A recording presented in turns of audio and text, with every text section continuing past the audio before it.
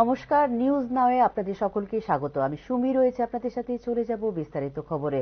ত্রিপুরার অর্থনীতি সুপরিচালিত এবং রাজ্যের আর্থিক অবস্থা সুদৃঢ় ত্রিপুরার মতো রাজ্যগুলোর জন্য রাজস্ব বিতরণ পুনঃপর্যালোচনা করা হবে। সাংবাদিক সম্মেলনে জানালো ষোড়শ অর্থ কমিশন। এই ক্ষেত্রে কেন্দ্রীয় করের 50% অর্থ দাবি করেছে ত্রিপুরা বলেও জানিয়েছেন কমিশন। ত্রিপুরার অর্থনীতি সুপরিচালিত এবং রাজ্যের আর্থিক অবস্থা সুদৃঢ়। সাংবাদিক সম্মেলনে এরকমটাই জানিয়েছেন রাজ্য সফররত ষোড়শ অর্থ কমিশন। এক্ষেত্রে কেন্দ্রীয় করের অংশ হিসেবে বর্তমানে 41% থেকে বৃদ্ধি করে 50% অর্থ দাবি করেছে রাজ্য সরকার বলে জানিয়েছেন ষোড়শ অর্থ কমিশনের chairman Arvind Panagariya. As an economist, generally Tripura is a well-managed state. One of the very interesting features of Tripura is that this state now is much less dependent on agriculture, at least in terms of the workforce. Nationally, about 45-46% of the workforce in India is in agriculture. Tripura is close to about 30-31%. So that, when we think of economic transformation, one of the things we think is, how much the urbanization is happening and how much the transition out of agriculture into industry and services is happening. Because generally, the labor productivity output per worker in agriculture tends to be lower than in industry and services. So there is an effort, therefore, there is an underlying objective that the workforce be moved out of agriculture into industry and services. On that transition, certainly Tripura is farther along than India is, but it also, because of the other disadvantages, its per capita income is still a little bit lower than the average of India. But it seems to be catching up. So in general, I read the situation in Tripura very positively and optimistically, and particularly when also we compare with the other northeastern states, Tripura is certainly coming along quite well. Will your last question? States we have visited, practically almost all except maybe one or two have, this is on your second question, they have asked to raise the share of the states from 41 to 50%. Have we checked what the memorandum said? 50% also. So Tripura's recommendation also is to raise the state share, vertical share from 41 to 50%. That has been uniformly the sentiment of the states that we have visited so far. There may be one which said 45%, but largely almost all of them, meaning remaining 16, have said 50%. Northeast, both. ত্রিপুরার মতো প্রান্তিক রাজ্যের জন্য রাজস্ব বিতরণ পুনঃ পর্যালোচনা করা হবে বলে এদিন সাংবাদিক সম্মেলনে জানিয়েছেন ষোড়শ অর্থ কমিশনের chairman Arvind Panagariya. A very important objective of the Finance Commission devolutions has always been some form of equity. That the underlying philosophy is that every state should roughly be able to provide, be in a position to provide similar levels of economic and social services, meaning education, health, etc. And so there is an effort by. বৃহস্পতিবার সকালে মুখ্যমন্ত্রী doctor Manik Saha মন্ত্রিসভার সদস্য এবং রাজ্য সরকারের কর্মকর্তাদের সাথে রাজ্য সচিবালয় বৈঠকের পর দুপুরে রাজ্য অতিথিশালায় সাংবাদিক সম্মেলন করেন ষোড়শ অর্থ কমিশনের চেয়ারম্যান অরবিন্দ পানাগারিয়া। বৈঠকে রাজ্য সরকারের পক্ষ থেকে তার হাতে মেমোরেন্ডাম তুলে দেন মুখ্যমন্ত্রী ডক্টর মানিক সাহা। কৃষিক্ষেত্রের উপর রাজ্যের নির্ভরতা 30 থেকে 35%, যা জাতীয় গড়ের তুলনায় কম বলে এদিন সাংবাদিক সম্মেলনে জানিয়েছেন ষোড়শ অর্থ কমিশন। ত্রিপুরার নগর উন্নয়ন দ্রুত হারে ঘটছে। ত্রিপুরার মাথাপিছু আয় জাতীয় গড়ের তুলনায় কম, তবুও এটি দেশের অন্যান্য রাজ্যের সাথে তাল মিলিয়ে চলার চেষ্টা করছে বলেও জানিয়েছে ষোড়শ অর্থ কমিশন। এখনো পর্যন্ত ত্রিপুরাকে নিয়ে 17টি রাজ্য সফর করেছে ষোড়শ অর্থ কমিশন। 3 দিনের রাজ্য সফর শেষে আরো 11 রাজ্যে যাবে ষোড়শ অর্থ কমিশন। উত্তর পূর্ব ভারতের মিজোরাম এবং অরুণাচল প্রদেশ ছাড়া বাকি সব রাজ্য সফর করেছে ষোড়শ অর্থ কমিশন। রাজ্য সফরের সময় নগর সংস্থা, ত্রিপুরা উপজাতি স্বশাসিত জেলা পরিষদ এবং বিভিন্ন রাজনৈতিক দলের প্রতিনিধিদের সাথেও বৈঠকের সূচি রয়েছে ষোড়শ অর্থ কমিশনের।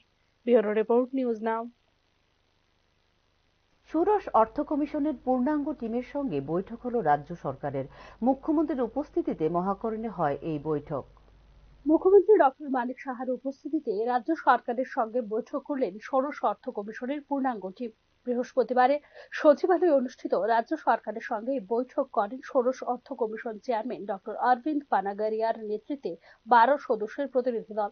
প্রতিনিধি দলে ছিলেন অর্থ কমিশনের সদস্য N Jha, Annie George Mathew, doctor Manoj Panda, Soumyakanti Ghosh, কমিশনের সচিব ঋত্বিক পান্ডে, যুগ্ম সচিব রাহুল জৈন, অধিকর্তা কে বালাজি, যুগ্ম অধিকর্তা কুমার বিবেক, উপ অধিকর্তা সন্দীপ কুমার, পিপিএস মীনা মহেন্দু এবং কেশিয়ার রাজেশ কুমার শর্মা। পঞ্চদশ অর্থ কমিশন থেকে পাওয়া অর্থ বরাদ্দের বিস্তারিত রিপোর্ট রাজ্য সরকারের পক্ষ থেকে তুলে ধরা হয় ষোড়শ অর্থ কমিশনের কাছে। ভারতীয় সংবিধানের 280 এবং 281 আর্টিকেলে অন্তর্ভুক্ত অর্থ কমিশন হলো একটি সাংবিধানিক সংস্থা যা আর্থিক সম্পদের সুষম বন্টনের বজায় রাখে কেন্দ্রীয় এবং রাজ্য সরকারের মধ্যে। আর্থিক সম্পর্ক বজায় রাখতে এবং সারা দেশের সুষম অর্থনৈতিক উন্নয়ন নিশ্চিত করতে গুরুত্বপূর্ণ ভূমিকা পালন করে অর্থ কমিশন। অর্থ কমিশনের প্রাথমিক কাজ হলো কেন্দ্র ও রাজ্য সরকারের মধ্যে কর রাজস্ব বন্টনের সুপারিশ করা। এই বন্টনের লক্ষ্য হলো কেন্দ্রের জাতীয় স্তরের দায়িত্ব পালনের প্রয়োজনীয়তা এবং স্থানীয় উন্নয়নের জন্য রাজ্যগুলির প্রয়োজনীয়তার মধ্যে ভারসাম্য বজায় রাখা। বন্টন ছাড়াও বিভিন্ন রাজ্যের মধ্যে সম্পদ কি অনুপাতে ভাগ করা উচিত তাও প্রস্তাব করে অর্থ কমিশন।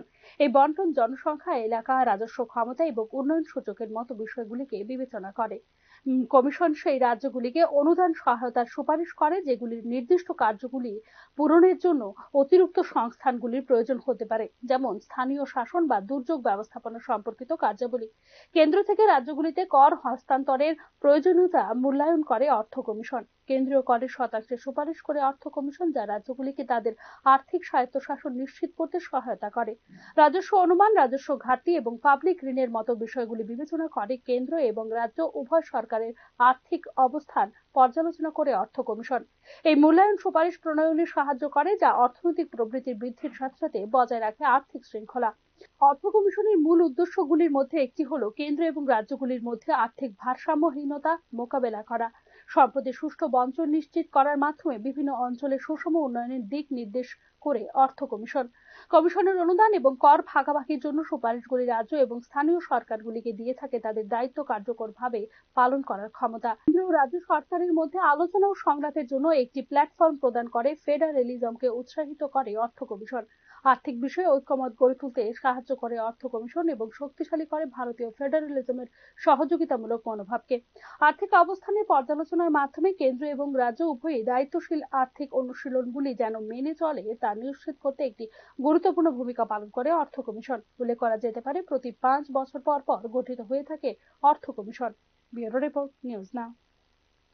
এডিসির জন্য কেন্দ্র থেকে সরাসরি অর্থ বরাদ্দের দাবি করলেন তিপ্রামথা সুপ্রিমো প্রদ্যুৎ কিশোর দেববর্মন। ষোড়শ অর্থ কমিশনের কাছে এই দাবি করলেন প্রদ্যুৎ কিশোর দেববর্মন। বৃহস্পতিবার ষোড়শ অর্থ কমিশনের সঙ্গে বৈঠক শেষে সাংবাদিকদের প্রশ্নের জবাবে আর্টিকেল 280 বিধান অনুসারে এডিসির জন্য সরাসরি অর্থ বরাদ্দ করার দাবি করা হয়েছে বলে জানিয়েছেন প্রদ্যুৎ কিশোর দেববর্মন। कमीशन से वही बात हुआ है कि डायरेक्ट फंडिंग होना चाहिए एडीसी में। हम लोगों को आर्टिकल 280 से जो गवर्नमेंट ऑफ इंडिया का प्रोविजन है, government of India has should give us direct funding.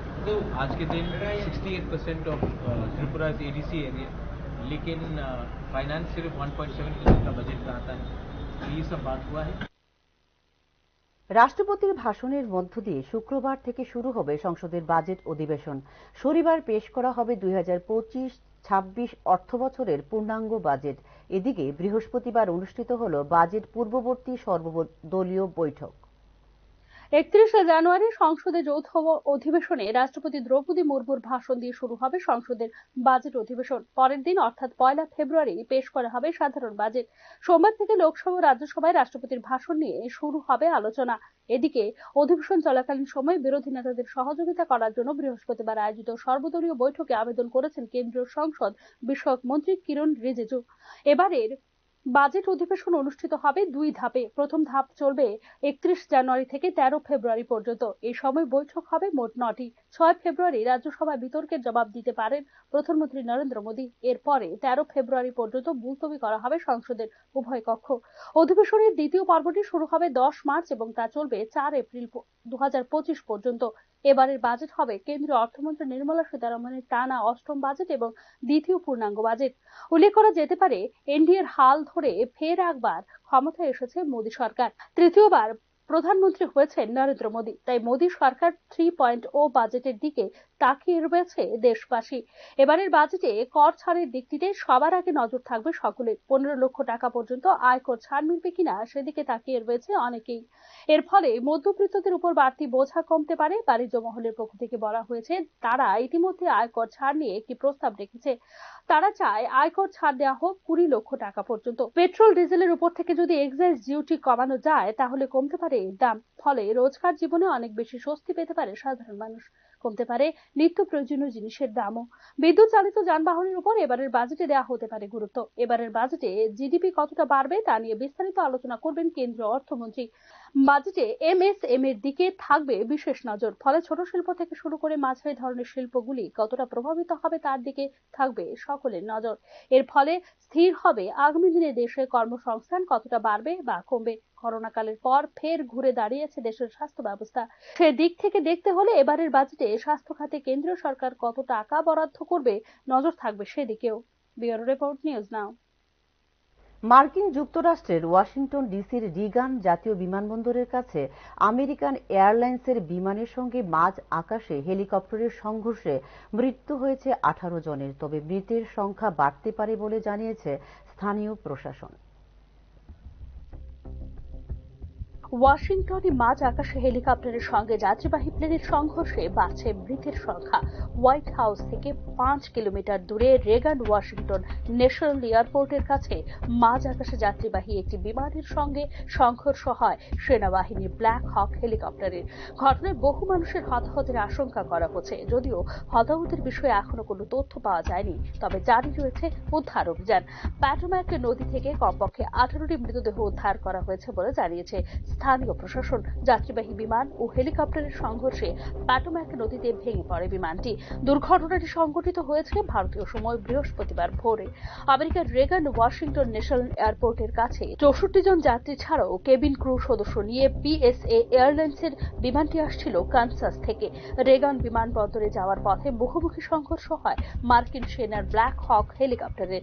এতে যাত্রী বহনকারী বিমানটি ভেঙে পড়ে নদীতে। দুর্ঘটনার পরপরই শুরু হয়েছে উদ্ধার তৎপরতা। US park police, DC metropolitan police এবং মার্কিন সামরিক বাহিনীর একাধিক হেলিকপ্টার নিযুক্ত রয়েছে উদ্ধার কাজে। ঘটনার পরপরই বিমান ওঠানামা বন্ধ করে দেওয়া হয় রেগান বিমানবন্দরে। প্যাটোম্যাক নদীতে একাধিক সংস্থা যৌথভাবে তল্লাশি ও উদ্ধার অভিযান শুরু করেছে। বিমানে 64 জন আরোহী ছিলেন বলে জানিয়েছে মার্কিন সংবাদ মাধ্যম। ব্যুরো রিপোর্ট, নিউজ নাও। যথাযোগ্য মর্যাদায় বৃহস্পতিবার জাতির জনক মহাত্মা গান্ধীর 77তম প্রয়াণ দিবস উদযাপন উপলক্ষে দলীয় কার্যালয়ে মহাত্মা গান্ধীর প্রতিকৃতিতে মাল্যদান ও পুষ্পার্ঘ্য অর্পণ করে এবং গান্ধী ঘাটের শহীদ বেদিতে ফুল অর্পণ করে শ্রদ্ধাঞ্জলি নিবেদন করেন ত্রিপুরা প্রদেশ কংগ্রেস নেতৃত্ব। গান্ধীজির জীবনধারায় সত্য, অহিংসা ও সম্প্রীতির অনুপ্রেরণায় সমগ্র দেশবাসী গান্ধীজিকে স্মরণ করেন। গান্ধীজির বিচারধারায় ন্যায় ও সমানতার লড়াই আজও আমাদের চালিয়ে যেতে হবে বলে জানিয়েছেন রাজ্য কংগ্রেস সভাপতি আশিস কুমার সাহা। যারা হিংসায় বিশ্বাস করে ও ধর্মান্ধতায় দেশকে পরিচালিত করে গান্ধীজির বিচারধারাকে বিলুপ্তি ঘটিয়ে ও দেশের স্বাধীনতা আন্দোলনকে অবহেলিত করে দেশের শাসন ক্ষমতা পরিচালিত করতে চায়, সেই বিচারধারার বিরুদ্ধে আমাদের লড়াই চালিয়ে যেতে হবে। গান্ধীজির জীবনাদর্শ থেকে অনুপ্রেরণা নিয়ে লড়াই চালিয়ে যাওয়ার সংকল্প নিয়ে দেশব্যাপী জনজাগরণ গড়ে তুলতে হবে বলে জানিয়েছেন রাজ্য কংগ্রেস সভাপতি আশিস কুমার সাহা।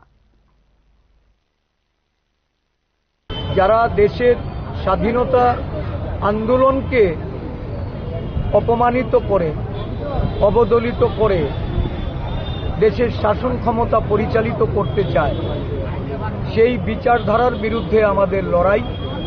এই লড়াই গান্ধীজির তার জীবনাদর্শ থেকে আমরা অনুপ্রেরণা নেব এবং এই দিনে এই সংকল্প নিয়ে আমরা সারা যারা দেশের স্বাধীনতা আন্দোলনকে অপমানিত করে অবদলিত করে দেশের শাসন ক্ষমতা পরিচালিত করতে চায় সেই বিচারধারার বিরুদ্ধে আমরা রাজধানী আগরতলা শহরে বিদ্যা নিয়ে চলছে রমরমা ব্যবসা।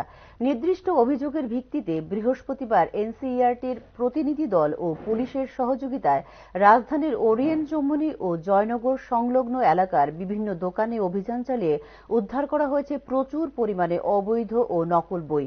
আগরতলা শহরের বিভিন্ন দোকানে এনসিইআরটির বই বিক্রির নাম করে নিম্নমানের কাগজ ব্যবহার করে নকল বই বিক্রি করা হচ্ছে বলে এনসিইআরটির দিল্লির সদর দপ্তরের অভিযোগ রয়েছে। অভিভাবকদের নির্দিষ্ট অভিযোগের ভিত্তিতে এনসিইআরটির দিল্লির সদর দপ্তর ও গৌহাটি আঞ্চলিক কেন্দ্রের এক প্রতিনিধি দলের যৌথ উদ্যোগে ও পুলিশের সহায়তায় রাজধানী আগরতলার ওরিয়েন্ট চৌমুহনী ও জয়নগর সংলগ্ন এলাকায় বিভিন্ন বইয়ের দোকানে অভিযান চালিয়ে প্রচুর পরিমাণে অবৈধ ও নকল বই উদ্ধার করা হয়েছে এবং ব্যবসায়ীদের বিরুদ্ধে আইনানুগ ব্যবস্থা গ্রহণ করা হবে বলেও সাংবাদিকদের জানিয়েছেন এনসিইআরটির দিল্লির chief business manager Amitabh Kumar. ये शिकायत मिली थी कि अगरतला में एनसीईआरटी की नकली किताबें भारी पैमाने पर बेची जा रही है, इसलिए हम आए थे। हम मार्केट सर्वे किए और जहाँ जहाँ हमें मिली है हमने पुलिस के पास गए, उन्हें प्रूफ के साथ बताया कि इस दुकान से हमें किताबें मिली है। पुलिस का पूरा सहयोग मिला है हमें और इसी का परिणाम है कि आज इस दुकान पे रेड हुआ। सर आके क्या देखा आपने? सारी नकली किताबें 80% नकली है, 20% कहाँ से खरीद ব্যাংকে টাকা ফিক্সড ডিপোজিট করার এক মাসের মধ্যে নিজের অজান্তে টাকা উইথড্র হবার অভিযোগ করলেন গ্রাহক রানীবাজারের অনিমা দেবনাথ। আগরতলার এইচজিবি রোডের ইন্ডিয়ান ব্যাংকে 1 লক্ষ টাকা ফিক্সড ডিপোজিট করেছিল 2023 সালে। গত কয়েকদিন ধরে তিনি টাকা তোলার জন্য চেষ্টা করছেন। কয়েকদিন বিভিন্ন কথা বলে ঘোরানোর পর হঠাৎ ব্যাংক কর্তৃপক্ষ জানিয়ে দেন ফিক্সড ডিপোজিটের 1 মাস পরই নাকি টাকা তোলা হয়ে গেছে। অথচ এই বিষয়ে কিছুই জানেন না বলে দাবি করেছেন অনিমা দেবনাথ। বিষয়টি নিয়ে মামলা দায়ের করা হয়েছে থানায়। আমরা এখন তো টাকা উড়ানি হয়ে গেছে, কি কইরা উড়ানিও ওখানে কই সামনে আজকে আইসি ভরে তারা সব কাগজপত্র বাই করেছে। 1 মাস পরে টাকাটা কেমনে উইথড্র হলো? ফিক্সড টাকা 400 দিন এবং দেখেন এখন 1 মাস আগে তোলা হয়েছে। 1 মাস ডিসেম্বরের 12 তারিখ 2023 এর ডিসেম্বর 12 তারিখ ফিক্সড করা হয়েছে। না 22 হ্যাঁ 24 তারিখ জানুয়ারি 24 হ্যাঁ 3 তারিখ 2024 3 তারিখ জানুয়ারি মাসে কেমনে টাকাটা উইথড্র হলো? এটা কত তারিখ ঘটনার কথা? এটা অঙ্গদান এবং অঙ্গ প্রতিস্থাপন প্রক্রিয়া সশক্তিকরণের চেন্নাইয়ের মোহন ফাউন্ডেশনের সঙ্গে যৌথভাবে কাজ করবে আগরতলা সরকারি মেডিকেল কলেজ এবং জিবি হাসপাতাল। এই বিষয়ে বুধবারই আলোকিত হয়েছিল কর্মশালা এবং আলোচনা চক্র। বৃহস্পতিবার সাংবাদিক সম্মেলনে যৌথভাবে এ কথা জানিয়েছে এজিএমসি জিবি হাসপাতাল এবং মোহন ফাউন্ডেশন কর্তৃপক্ষ। 2024 সালে সফল কিডনি প্রতিস্থাপনের পরে লিভার এবং হার্ট ট্রান্সপ্লান্ট সহ অঙ্গদান এবং অঙ্গ প্রতিস্থাপনের জন্য রোডম্যাপ প্রস্তুত করার সিদ্ধান্ত নিয়েছে রাজ্য সরকার। বিষয়টি নিয়ে ইতিমধ্যেই বৈঠক করেছেন মুখ্যমন্ত্রী ডক্টর মানিক সাহা। বৈঠকে ইমিউনোলজি ল্যাবের জন্য এজিএমসি এবং জিপিপি হাসপাতালে সক্ষমতা বৃদ্ধি টাস্ক ফোর্স এবং বাস্তবায়ন গ্রুপ গঠনের পাশাপাশি জীবিত এবং মৃত ব্যক্তিদের দ্বারা অঙ্গদানের গুরুত্ব সম্পর্কে গণসচেতনতা তৈরি করার নেওয়া হয় সিদ্ধান্ত।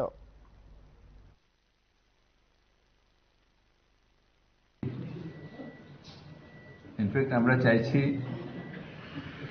দানের ব্যাপারে ত্রিপুরার একটা সুনাম আগের থেকেই আছে। ব্লাড ডোনেশন বা রক্তদান সেটা একটা বিশালভাবে সাকসেসফুল প্রোগ্রাম ত্রিপুরাতে। আমরা চাইছি রক্তদানের মতোই অঙ্গদানের প্রোগ্রামটা একটা সাকসেসফুল প্রোগ্রাম ত্রিপুরাতে হোক, সারা ভারতবর্ষের কাছে ত্রিপুরা নজির রাখুক।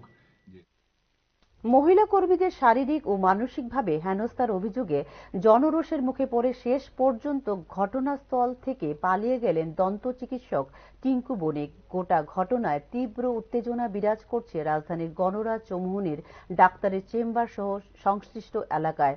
দীর্ঘদিন ধরে দন্ত বিশেষজ্ঞ ডাক্তার টিঙ্কু রায় চেম্বারে কর্মরত মহিলা কর্মীদের শারীরিক ও মানসিকভাবে হেনস্থা করছেন, এমনকি চেম্বারে বসে মদ্যপান করা সহ মহিলাদের নানা ধরনের কুপ্রস্তাবও দিতেন বলে ডাক্তারের বিরুদ্ধে অভিযোগ করেছেন মহিলা কর্মীরা।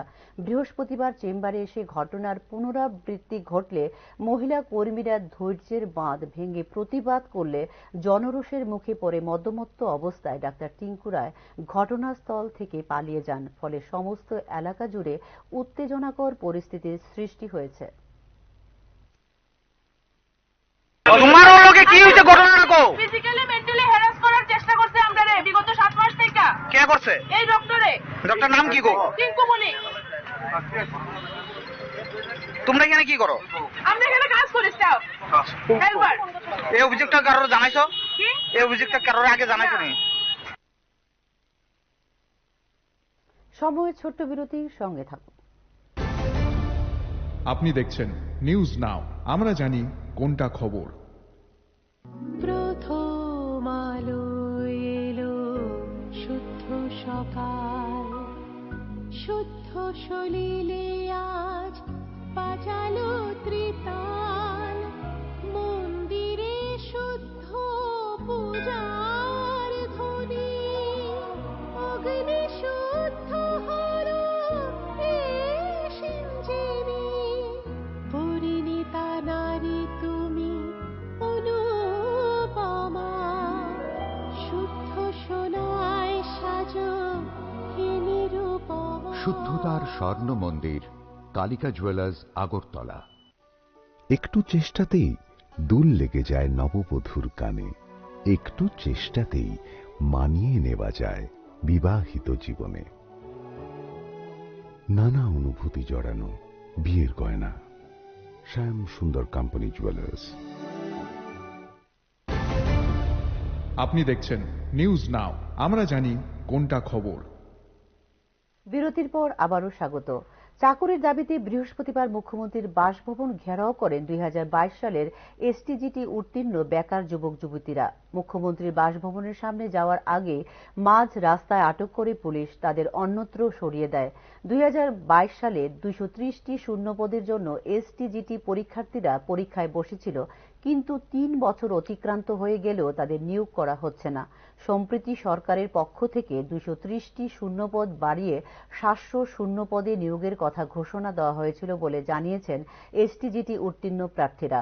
সরকারের ঘোষণা অনুযায়ী 230টি শূন্যপদ বাড়িয়ে যদি 700টি শূন্যপদে নিয়োগের সিদ্ধান্ত নেওয়া হয়, তবে এই শূন্যপদ বাড়িয়ে 2022 সালে উত্তীর্ণ সমস্ত প্রার্থীদের নিয়োগের জন্য সরকারের কাছে আবেদন জানিয়েছেন এসটিজিটি উত্তীর্ণ প্রার্থীরা।